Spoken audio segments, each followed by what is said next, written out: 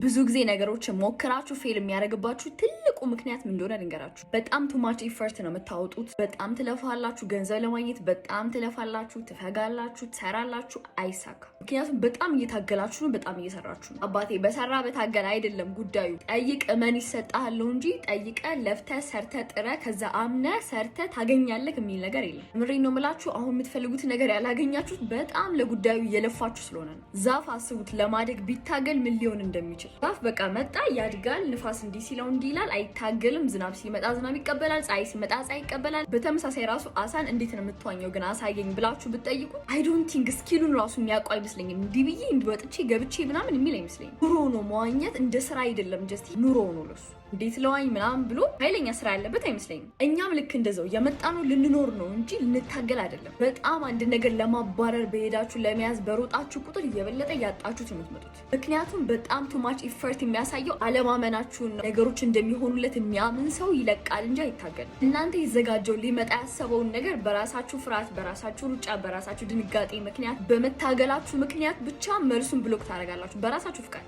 ለሲ ኢፈርት ነው የሚያዋጣው ማለት ነው። ስለዚህ ብዙ አትታገሉ። ልቀቁላችሁ ፈልጌ ነው። መልቀቅ ደግሞ አክቹሊ በልብና በማይንድ ደረጃ እንዴት ነው መልቀቄን ማቀው እንዴት ነው ስምለቀው የሚለውን ነገር ነገሮችን በመልቀቅ የምትፈልጓቸውን ነገሮች በነፃነት እንዴት ማግኘት እንደምትችሉ ከኔም ኤክስፒሪየንስ ጋር በተገናኘ ነገሮችን አካፍላችኋለሁ። በዚህ ወር ለጥቂት ሰዎች ብቻ ማዘጋጀው የኦንላይን ኮቺንግ ኢቨንት ይኖረኛል። እዛ ላይ ቀድማችሁ ኢንቦክስ አድርጋችሁ ቡክ ማድረግ ትችላላችሁ። የቴሌግራም እና ኢንስታግራም አካውንቴ ባዮ ላለላችሁ። እዛ ውጪ ፎሎ ያደርጋችሁ